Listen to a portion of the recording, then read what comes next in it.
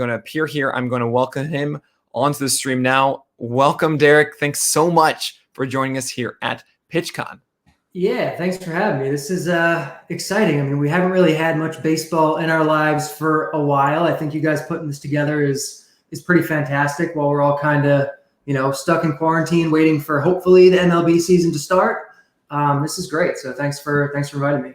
Oh, of course, man. I mean, the fact that I can reach out to people like you and go, yeah, of course, I would love to be part of this. I mean, it means a lot to us that you're taking part in PitchCon and helping us raise money for a great cause in feeding America. But if you don't know Derek Carty, Derek is an MLB analyst and the creator of the BAT projection system. He is also graduated from Scout School, made appearances on MLB Network, had his work on ESPN as well as Roto Grinders, and is better dressed than anyone else who will attend this conference. You can find him on Twitter at Derek Carty. Give him a follow. Derek, I'm going to let you have the floor now, and I'm really looking forward to your presentation. All right, so let's see if I get this right. If I don't, Nick, feel free to jump back in and make sure. It looks like we got the screen up here. So, Statcast, fact, fiction, and prediction. So, in this kind of downtime between, not having a baseball season and hopefully having one soon, I've had a lot of time to research things that I've wanted to research for a long time and develop things that have kind of been on my to-do list, but I'm always too busy to do. And one of those things is working with Statcast. Statcast is fantastic. It has just a wealth of amazing data. And there's a lot that we can do with this data, but I think there's a lot of mistakes that people also make with it. And so I kind of want to talk about, the right way to use the data, the wrong way to use the data, some players that the data kind of leads us towards liking more or liking less. And I'm going to talk about this little thing here towards the end, the BAT-X, which is a new projection system that I have developed. And we'll talk about that a little bit later on. So first, if you're not familiar with Statcast, I imagine most people are, but it's advanced data from MLB. Basically, they have cameras and radar in every Major League Baseball stadium.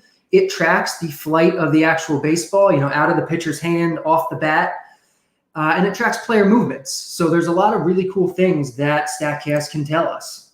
It's become very popular in player analysis, but like I said, there's a lot of pitfalls that fantasy baseball players fall into with it. And getting the most out of any data source, is going to be the people who are able to use it best. And so hopefully I'm going to show you, some good ways to use this to help you win your fantasy leagues or your sports betting or whatever you're using it for. Some of the most commonly referenced Statcast metrics: launch angle, how the ball comes off the bat. Is it being launched high into the air like a fly ball? Is it being launched, towards the ground like a ground ball? Statcast measures that exactly. Exit velocity, how hard the ball is hit, how fast it comes off the bat. Obviously, hitting the ball faster makes it easier to go over the fence for a home run.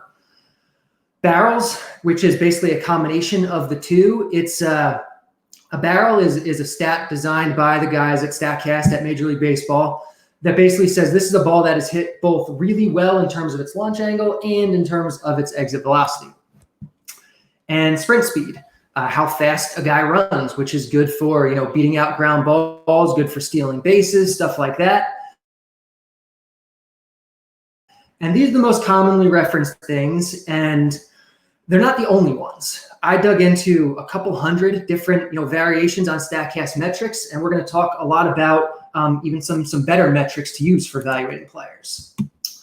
First, though, we're going to talk about a few of the myths, a few of the ways that people kind of misuse Statcast data. One of the ways I see analysts and fantasy players kind of frame this a lot of times is stats versus skills. And, they say that the older stats, WOBA, ISO, home run rate, hits, fly ball percentage, these are stats. And stats, of course, are not as good as skills, which is all this new Statcast data, launch angles, exit velocities. These are skills. These tell us, more about who the player actually is and what his fundamental underlying skills are. And, this is kind of some of the things that people say, skills are better than stats. Ignore all the old data. This new data is better, so you can just ignore the old stuff and just use the new stuff. And because of how great this new stuff is, sample size doesn't matter because it's a skill. And so you don't need to know a sample size for a skill. It's just who the player is. And anyone who uses stats is a dinosaur. If you're not using skills, like, I don't even want to listen to what you're saying as an analyst.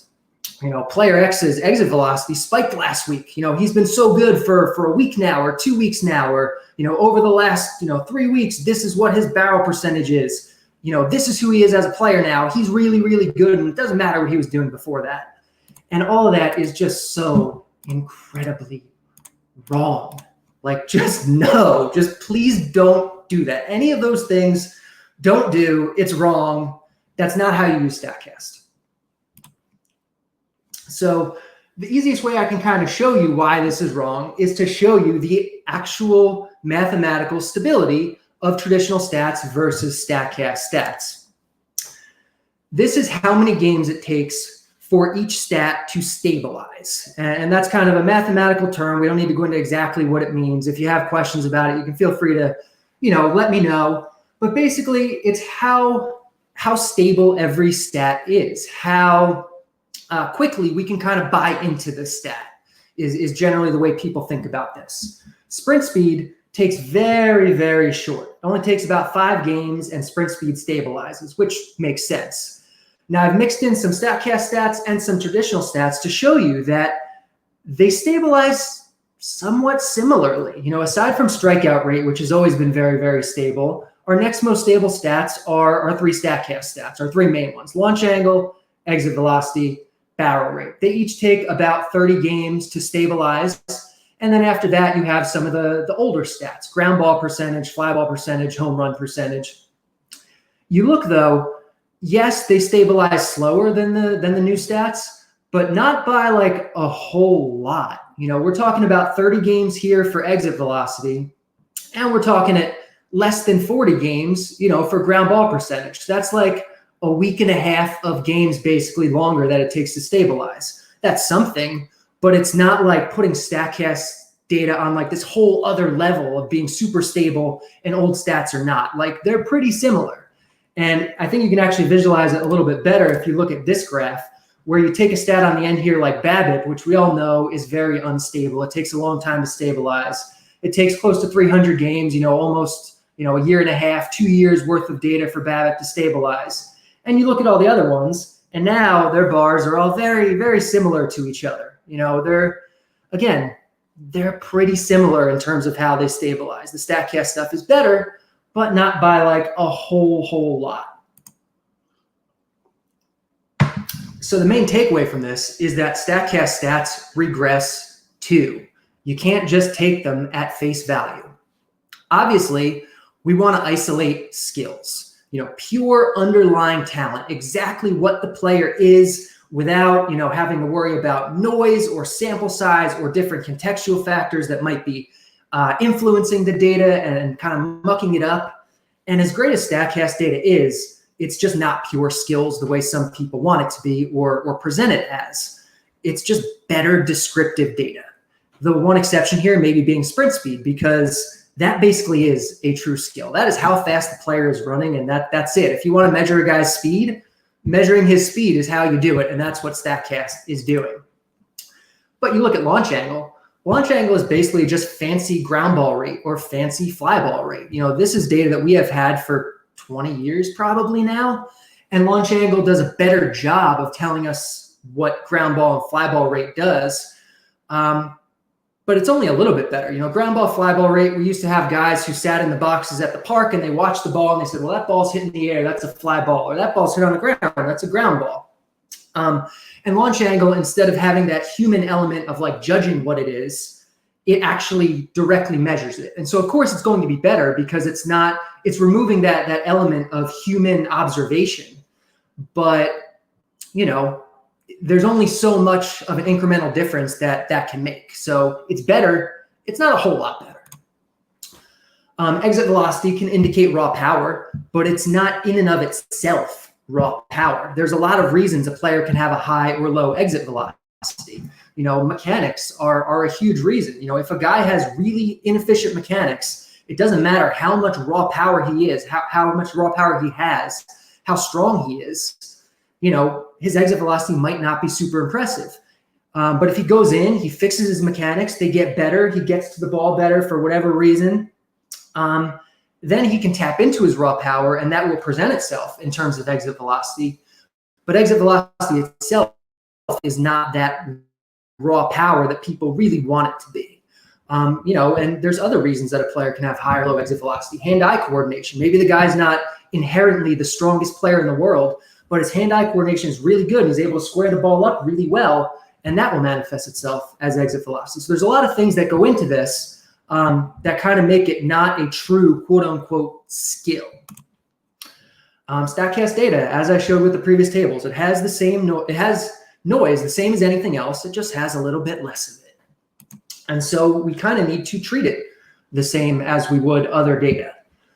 So how to correctly interpret stabilization points. This is something that a lot of people also kind of make mistakes with. They see that exit velocity stabilizes after 30 games, and they're like, okay, once I have 30 games in 2020, that's this guy's exit velocity, his true exit velocity, and it doesn't matter what he did before that. All I have to focus on is these 30 games, and that's it.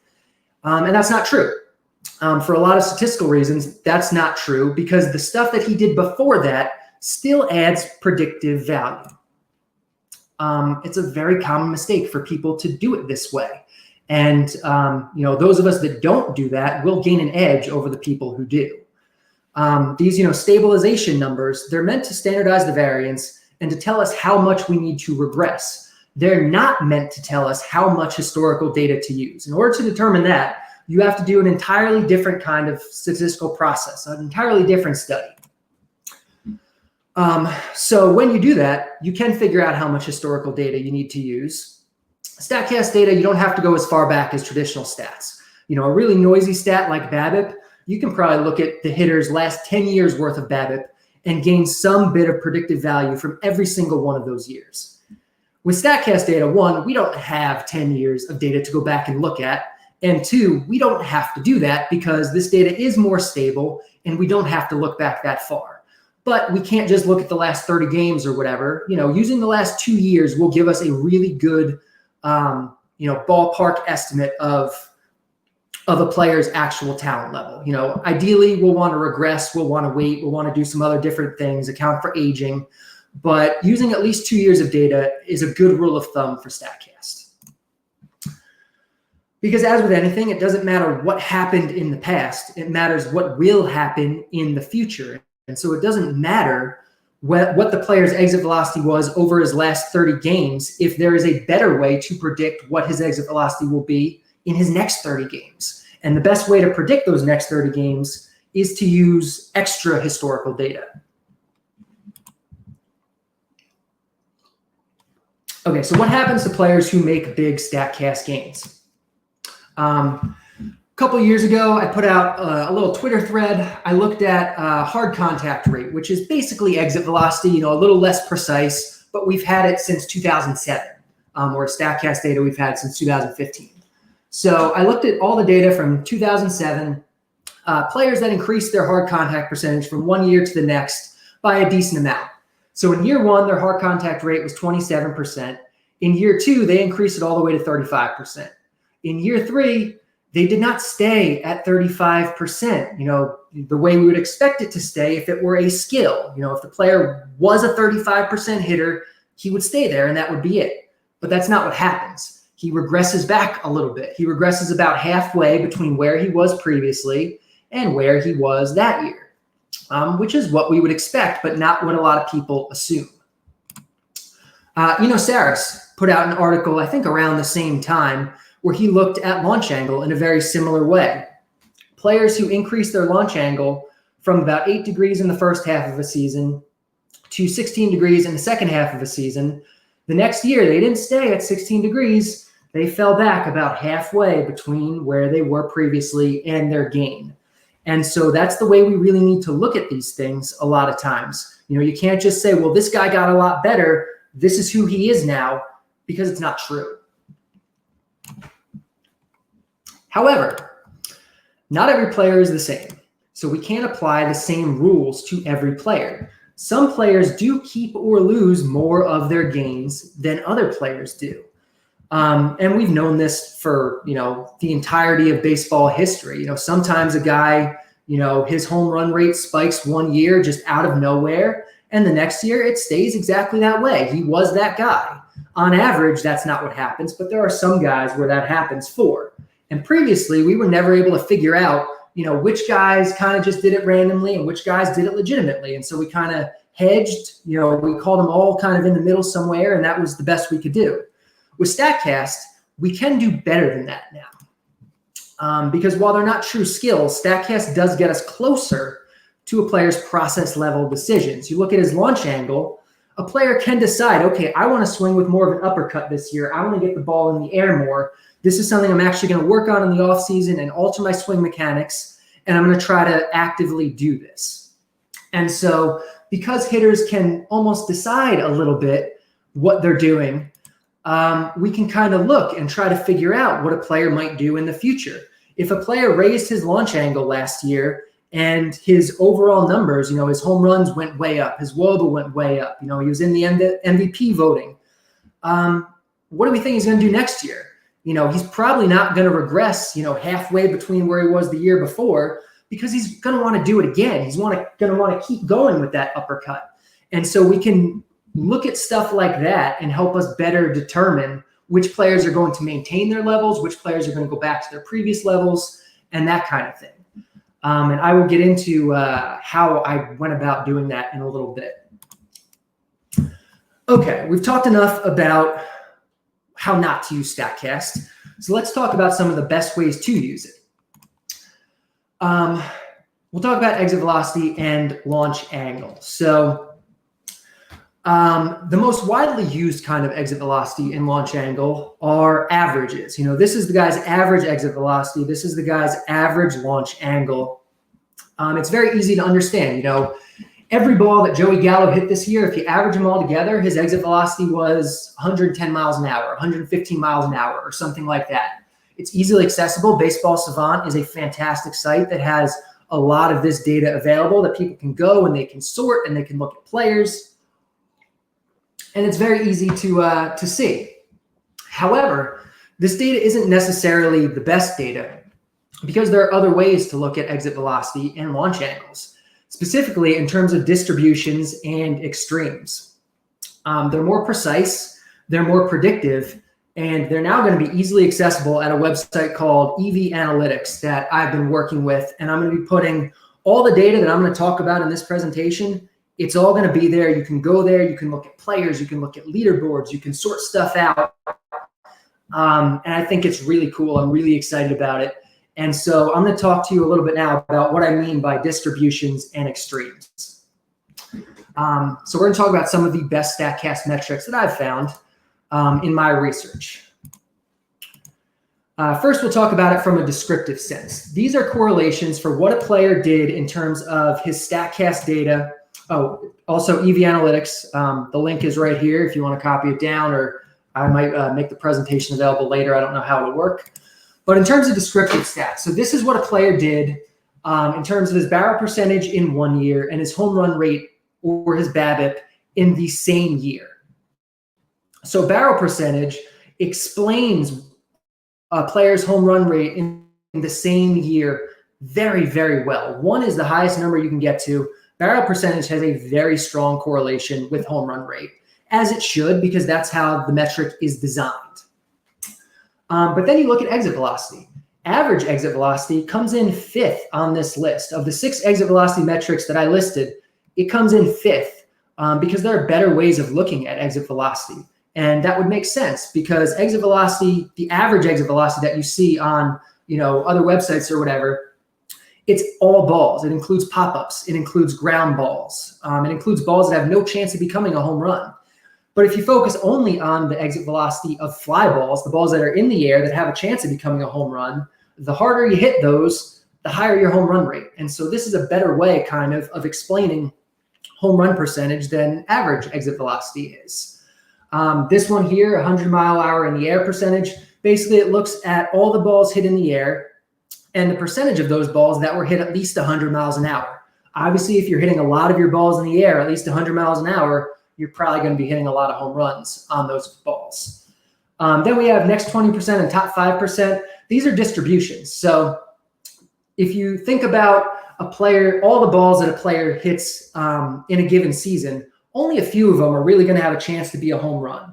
All the balls in the middle, they probably aren't going to stand much of a chance. But if you look at the 5% hardest balls that a guy hits in a given year, if he's hitting them really, really hard, a lot of them are going to become home runs. You look at the next 20%, also some of his better hit balls, they're going to explain home runs very well. And so there's a lot of different stats here. I'm not going to talk about all of them, but that's kind of some of the best way to think about this. Launch angle is the other one I'll talk about. So launch angle sweet spot is more descriptive than launch angle, the average launch angle. Launch angle sweet spot is the launch angle on a player's hardest hit balls, basically. Tom Tango developed this stat at his blog a little while back. I thought it was a great stat, so I wanted to test it. Basically, the theory is when a player hits a ball really hard, he probably got a really good hold of it. He was trying to do that, and he succeeded. And so you can look at what his launch angle was on those balls that he hit really well and get a better sense of what kind of launch angle he's always intending to hit balls at. And that's what the sweet spot is. And that tends to have be a better measure than average launch angle. Then you look at BABIP, and you can break down launch angle to explain BABIP. Batters that have a launch angle of at least 38 degrees or more tend to have really, really bad BABIPs because they're hitting balls very high into the air. They're very high for fielder, or very easy for fielders to catch. A lot of them are lazy fly balls or pop-ups, and so you're not going to get hits on those balls. And so that is a better indicator of BABIP than average launch angle will be. The opposite way, if you're hitting if you're launching balls between -4 and 26 degrees, you're hitting them more into the ground. Those are a lot easier to fall for hits, to fall on the ground, slide between fielders, that kind of thing. Sprint speed obviously is going to help batters, leg out ground balls. That's going to help their BABIPs. Spray score is a stat that I developed that you can find in the leaderboards here. Basically, it's a measure of how well a player uses all fields. So if a player is pulling every single ball, the fielders are kind of going to know, what he's doing. Maybe he doesn't have as much bat control. And so that's not as descriptive of BABIP as a guy who can hit the ball to all fields. And a guy who can hit the ball to all fields probably has really good bat control, can place the ball a little bit better where he wants to place it. And so that has a really strong correlation with BABIP. These are the same tables, but in a predictive sense. So you look at what a player did in terms of his barrel rate in, say, 2018 and what his home run rate was in 2019. And these are those correlations. So barrel percentage still very good in terms of predicting next year's home run rate. Same thing for all the exit velocities, in the air, fly balls, all of this, all the same. In terms of BABIP, we see very much the same thing. High launch angles are bad. Being able to spray the ball is good. Being able to run fast is good. Okay, so let's start talking about specific players, which is the most fun part of this. Now that we've talked about, all the ways not to use it, all the cool stats that we now have at our disposal to evaluate hitters. So let's evaluate Alex Bregman. Alex Bregman was first in Major League Baseball in WAR. By a lot of definitions, Alex Bregman was the best hitter in Major League Baseball last year in a descriptive sense. In a predictive sense, the BAT, Steamer, and ZiPS, 3 of the top projection systems available, one of which is mine, full disclosure, they all view Alex Bregman as a top 5 hitter in Major League Baseball for the 2020 season. They all think Alex Bregman is really, really, really good because he has been really good. His descriptive stats the past couple years have been fantastic. This is a leaderboard that you will find at EV Analytics. Eventually, we're going to get some color coding in here. We're going to get some other cool stuff. There's filters on here. You'll be able to look at all kinds of players and everything. But this is just Alex Bregman. And It's a little daunting. I realize there's a lot on here. It'll take a little bit of time to kind of go in and look. There's a glossary. You'll be able to figure it all out. We'll be doing some tutorial videos. But for now, average exit velocity, which we know isn't the best, but it's okay. He's 1 mile an hour above average in 2019. So like at least he's above average, but 1 mile an hour is not a lot. It's really not great. If we look at something that's a little bit better, like the top 5% of his exit velocities, on the top 5% of his batted balls, they went 105 miles an hour. That is 2 miles an hour below average for the guy who was potentially the best hitter in baseball last year. If you look at his 100 mile per hour in the air percentage, again, that is the percentage of the balls that he hits in the air that go at least 100 miles an hour. He hit about 25% of his balls in the air, 100 miles an hour last year, about 25%. Out of 273 qualified batters, that was 198th. Like, that's not good. That's just not good. We look at his barrel rate, which we have said is the best stat for predicting home run rate. In 2018, it was 8.3%, which was a little above average. That's pretty good. Last year, it was 5.4%. That is 25% below average. That is hot garbage. That's not good at all. So the Statcast data paints a really morbid picture of Alex Bregman, this guy that we all view as this fantastic hitter. So the question is Alex Bregman an elite hitter? Statcast data, we all know, it tells us a lot. It gives us a lot of really cool information about what a player is doing in terms of his exit velocities and his launch angles and his sprint speeds. And it likely tells us that Alex Bregman is overrated. But is Alex Bregman really as terrible as all that? On the last slide, I think I wrote hot garbage. Like, is Alex Bregman hot garbage? No, he's not. He's definitely not. So Statcast probably misses some of the nuance that traditional stats can capture. So why don't we have both? You know, I kind of said at the beginning that a lot of analysts frame this as a skills versus stats debate, and you have to be on one side or the other. And if you're not on the skills side, you're bad. But that's just the entire wrong framework, the entire wrong dynamic for this, because it doesn't have to be one or the other. There are things that are very valuable that Statcast data tells us, and there are things that are very valuable that the old data tells us, that the Statcast data maybe misses. And even if we don't know exactly what it misses, it's still in that old data. And I think Alex Bregman is a really great poster boy for this, because the Statcast data does not like Alex Bregman. It really, really doesn't.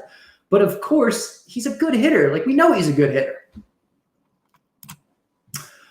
So how do we take all this and put it to use for our fantasy purposes? So first, I'm going to talk just for a brief second about my already existing projection system, the BAT.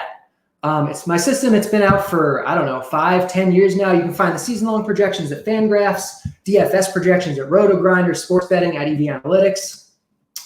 And the BAT has been really good. And I'm going to brag about it a little bit here, but only to set the stage for later. This is not me trying to toot my own horn.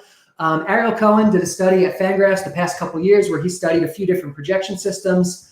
Over the last 2 years of the non-aggregate systems, the BAT, he basically said was the best.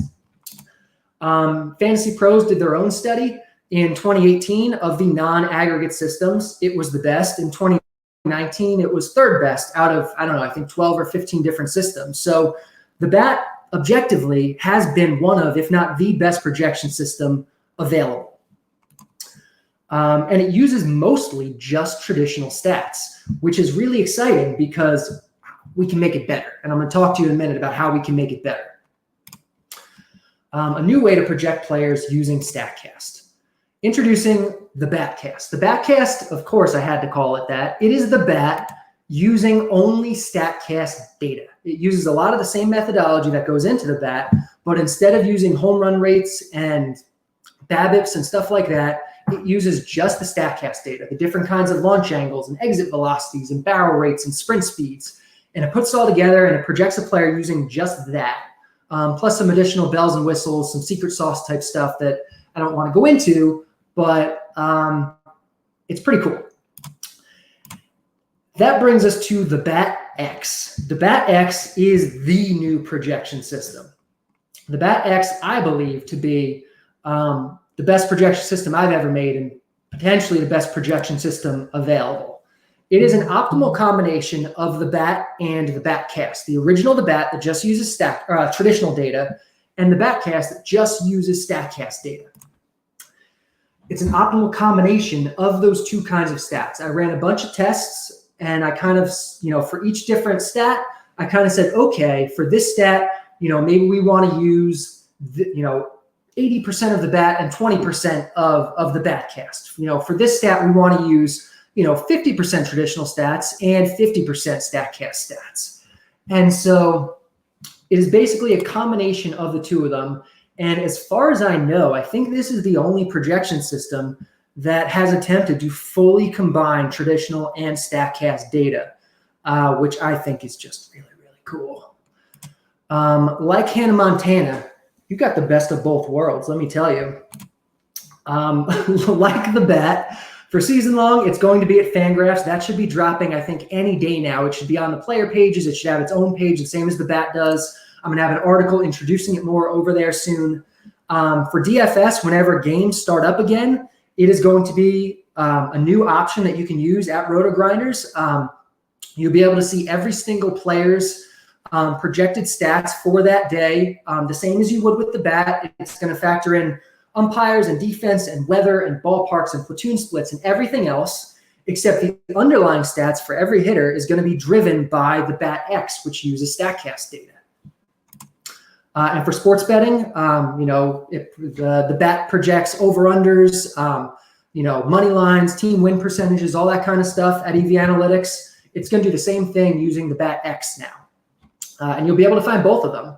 At all three sites, you will be able to find the original version of the BAT and the BAT-X. You can kind of compare them and see, okay, this guy, the BAT-X, likes a lot more because his Statcast data is a lot better. Maybe he's a really strong breakout candidate. And I think that is really cool to kind of be able to look at both of them and compare, which guys are maybe over or underrated by traditional statistics. So let's look at what players the BAT-X liked more and less last year to see how well it did. So these are the 20 players that the BAT-X liked more than the BAT in 2019, or the 20 players that it liked by the most amount. And you see a lot of guys on here that did really well, and some of them you really wouldn't have thought about beforehand. Hunter Pence went out and had just a baller year, a 337 WOBA last year for Hunter Pence, and he was one of the guys that the BAT-X liked a lot more than the BAT based on his Statcast data. It bought into improvements for Jesse Winker. It bought into Luke Voigt's small sample from the previous year. It was like, yeah, a lot of this looks real. He's probably going to have a better season than the traditional stats think he's going to do. And Luke Voigt went out and had a really good year. Jake Cave is a guy who has a really high BABIP, which traditional systems might not fully buy into right away because BABIP was very noisy. And the BAT-X was like, no, like he's doing a lot of things that tend to lead to high BABIPs, like buy into Jake Cave. Ketel Marte, who I got to tell you, I didn't see come, and I still didn't buy into him midway through last year. And the BAT-X is like, no, like breakout might be coming for Ketel Marte, which is really cool that it can kind of find a guy like that. And obviously it missed a few guys too. I'm sure you can find them on the list. Two or some bad ones. Lewis Brinson, oh my God. It's not like I thought he was really good, but Lewis Brinson was god-awful last year, and the BAT-X really did like him.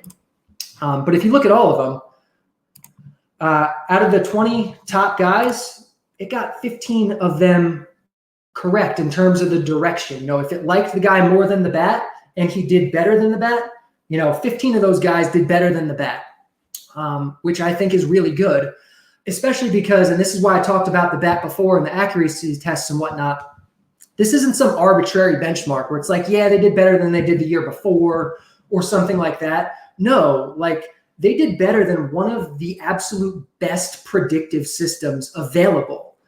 using this new predictive system, which is really saying something, I think. If we look at the other side of it, guys that it liked less, you see some speedsters up top, Billy Hamilton, Alex Smith, D. Gordon.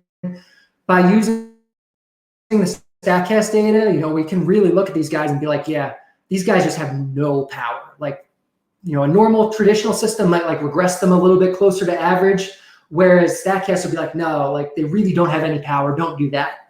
And so it liked them less than the bat, and it was right on all three of those guys. Then there's some other guys, Jesus Aguilar, who had the big power year the year before. It wasn't quite buying it, and he really kind of regressed. Didi Gregorius had that, kind of breakout year the year before with the Yankees. He regressed. Quite a few guys like that. And then it got some wrong. Yasmani Grandal really did great. JD Martinez did not regress the way it expected him to. But of the 20 guys, 13 of them, wound up doing worse than the bat thought because the Bat X, didn't like them as much. So for 2020, now some actionable stuff for your leagues for this year. These are the 20 guys that the Bat X likes more than the bat in terms of their projected WOBA. Mookie Betts is at the very top of the list, which I think is pretty cool. Mookie Betts was obviously the MVP 2 years ago, and he had kind of a down year this year, and the Bat X is just not buying into that at all. It's like, forget last year, Mookie Betts is still an elite hitter. And I think that's really cool because he's a guy that you can probably get in, the mid to late first round, I would imagine. It's been a long time since I've done a draft. We're in June now. But Mookie Betts is a potential, sneaky star. It still likes Lewis Brinson. Help me, God, please. Hopefully Lewis Brinson has a breakout, but it still really likes Lewis Brinson. Again, not a lot. Like 286 is still a very bad hitter, but it likes him better than other systems do. It's buying into the Gio Urshela breakout more than a traditional system might because, he was a guy who was just so bad for so long. But what he did last year was largely supported. It's buying into the Yandy Diaz breakout. It's back on Rougned Odor, which I've been on Rougned Odor every year for like the past 4 or 5 years, and it just hasn't happened. But you look at his Statcast data last year, and it was so good. It was so good. So maybe I'm back on Rougned Odor. Vlad Guerrero had a much more disappointing season than a lot of people expected of him last year. And the Bat X is like, he's going to get better. He should have been better last year. Like, buy into Vlad Guerrero Jr. Once again, it's buying into to Luke Voigt. It's like, you still only have, traditional systems. You still only have, a year and a quarter, a year and a half of data on Luke Voigt, and you're still underrating him because of it. You should be buying into him more based on his advanced stuff. And so Luke Voigt makes the list once again. Guys that the Bat X likes less. There are, quite a few of these guys, I guess. Some that I really do like myself. Miguel Sano is one that I think is a guy that I really like. I wasn't expecting it to not like him. JD Martinez, Eugenio Suarez, they're guys that I've always loved, and the data doesn't really like them. Mitch Garver is everybody's favorite breakout catcher last year. This is kind of what the data says. Circling back on Alex Bregman, in case you were wondering. So the Bat had him with a 388 WOBA, 285 batting average, 35 home runs. That's really good. That's good for a top 5 hitter in baseball. The Bat Cast has him 20 points of WOBA lower, 12 points of batting average, 8 home runs lower. That's still not a bad hitter by any means, but it's not an elite hitter. That's just like a run-of-the-mill, like good/very good hitter. And the answer is probably somewhere in between. If his Statcast data is this bad, he's probably not, a top 2, 3, 4, 5 hitter in baseball. But he's probably not a terrible hitter either. He's probably just a really good one, maybe not quite elite, but somewhere around there. And that's kind of what the Bat X says. The Bat X is almost always going to be in between the Bat and the Bat Cast because it is combining the two of them. In this case, it's almost exactly between. That's not always going to be the case. But it's going to be a combination of the two, and it is going to use some different rules for different players based on, various things. So, like I said, you can find all that data over at EV Analytics, and you'll be able to find it at Fangraphs, and you'll be able to find it at RotoGrinders. Play around with it. Let me know if you have any questions about the data itself, any comments or suggestions on usability of the data, because I think this is some really cool new tools for you guys to be able to use to really dominate your fantasy leagues. I guess with all that being said, let's answer any questions you have about Statcast, about projections, or about how to have hair. Like, this would have worked a lot better a few months ago. I haven't had a haircut since February, so it's kind of out of control now, but I can help you with hair. Oh man, yeah. Can you help me with my hair, Derek? I could really use spice this up right now.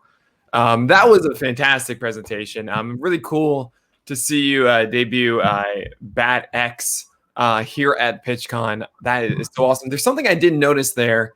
Was right. You had some similar names like JD Martinez, Jonathan Scope, Eugenio Suarez. That last year the Bad X was down on, and they had fantastic seasons, or better than expected seasons, and they're down on them again. Is there something specific about those guys that is similar that would make it so that the Bad X would be lower on them than maybe they should be? Yeah, it's something I've looked into, because I did notice that, every year it kind of seems to be a little down on Martinez, on Eugenio Suarez, I think on Nolan Arenado, and like a few guys like that. And part of it I think is kind of like I said with Bregman. Like, sometimes the Statcast data can just maybe miss something for a guy. I haven't had a chance to dig into them too closely yet. But like JD Martinez, like a lot of his power indicators this year in terms of Statcast went way down. But his BABIP indicators were really good. The BABIP indicators, of course, are less stable than the power indicators, and so it's going to regress them a little harder. It's going to like him a little bit less, especially if his power is really declining and that BABIP isn't really high. He could be in trouble. Sure.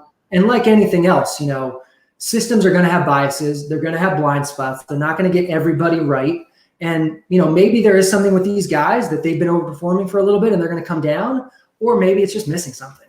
Sure. Maybe you can add in a metric called the dope factor, because all those guys are dope, and you just be like, hey, just so you know, let's just add a little bit because he's kind of dope. All right. We have some fantastic questions. I would love to do that. He is not a dope. He is dope. Okay. So let's see here. Pole Hitter 43 asks, how do you measure how accurate projections are? So for me, that's not something that I have to worry about too much, because there's plenty of guys out there who do that. I put the projections out. They run the tests. So far, they've come back and said that my projections are really good. And so I smile and say, yeah, you guys are really smart. You're doing a great job. But really, I don't know. You can run different tests, RMSE tests, and you can run average error. There's so many different ways to do it. Like, there's no one right way. There's no one study that says, these are the best systems and that is like gospel. Like, that's not real. You kind of do the best you can. And there's a lot of good systems out there. Like, I spent a lot of this time kind of tooting my own horn, which is kind of by necessity, but there's a lot of smart people out there doing really smart work. Cool. Zoo York has 33 is a very quick question. Is 2019 data available to backtest?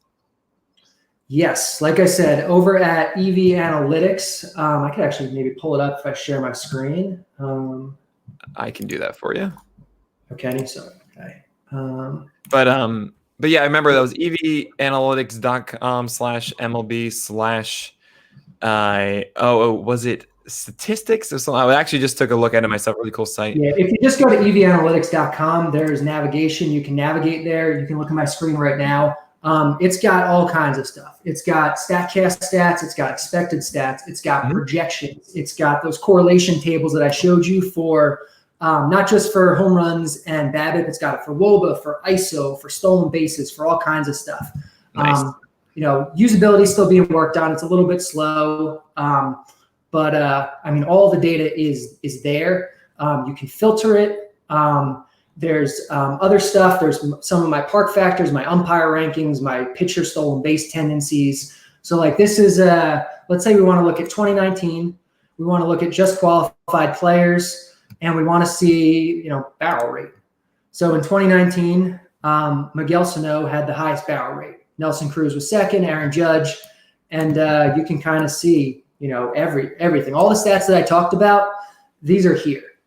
And like I said, I looked at maybe 150, 200 different kind of versions of these stats, and I picked out some of the ones that I thought were either the most intuitive or the most predictive or just useful. And so I put them here, but there's a lot that goes into the actual projections beyond this. Man, 22% barrel rate. I mean, I understand, you need to hit the ball first, and that's what matters with Sano, but that's absurd. Saras is here, and he has a question. What did the Statcast not like about Mitch Garver? Or was it just using old Statcast stats to regress? So with the cool thing about the Statcast and the BatX is that it doesn't go too far back historically. Like the furthest back it goes is either 2 or 3 years, depending on the player. So part of that is that I think Garver, we can look up Garver. We can do all seasons. So let's see about Garver. Part of it, you look at his barrel rate last year, it was really good, but it was really terrible in 2018. So part of that is going to be regression. It's the Statcast is projecting it, to go down from 17% to 12%. Once we get some color coding in here, it's going to be a lot easier to see which of these stats are good and which are not good. So I kind of have to go in and take a look. But, part of it, his spray score just sticks out. Like he wasn't spraying the ball as well, so that probably hurts his projected BABIP. Sure. He hit more balls at that really bad high launch angle, it looks like last year, which is maybe not great. His exit velocity, his top 5% exit velocity actually went down last year, which is not really a good thing. But his exit velocity on fly balls went way up. So it kind of weighs a whole bunch of different things.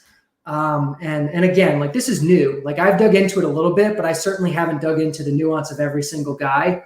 But that's part of the reason why I'm putting all the data out there, because if people want to do that, they can do it. There's a lot of cool stuff on here. Cool. So Colin Charles has a great question.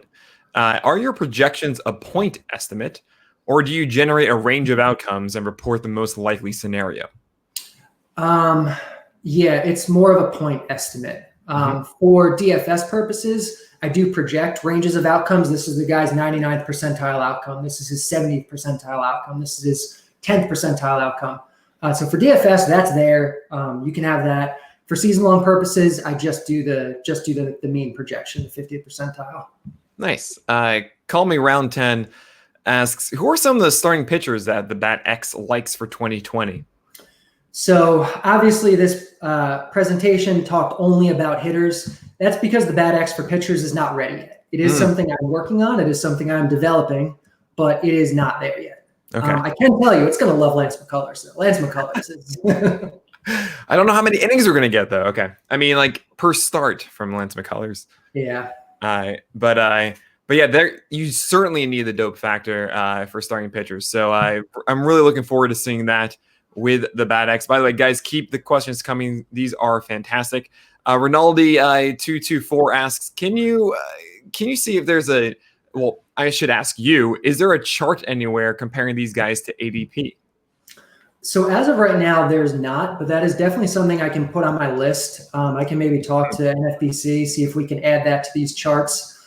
When the BatX goes on Fangraphs, which again should be any day now, I believe they have ADP there. So you can run it through their auction calculator. You can look at the actual fantasy values based on the BatX, and you can compare that to ADP, I think. All right. That's fantastic. And I mean, I guess I have a few more questions on my own here. How do you get started into creating these incredible projection models? I mean, what was the very first one that you personally made? It was the Bat. It was probably 10 years ago. I was it was my senior thesis in college. I started developing the Bat. Yeah. Before DFS was even a thing, I just wanted to make my own projection system to win my home leagues and my expert leagues. Sure. I was very fortunate to kind of break into the industry right when sabermetrics was really crescendoing.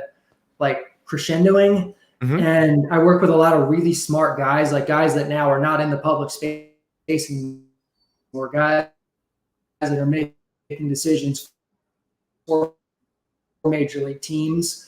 I really, and kind of the right way to build the foundations of these systems. And I've added stuff of my own along the way too. But that really helped a lot, I think.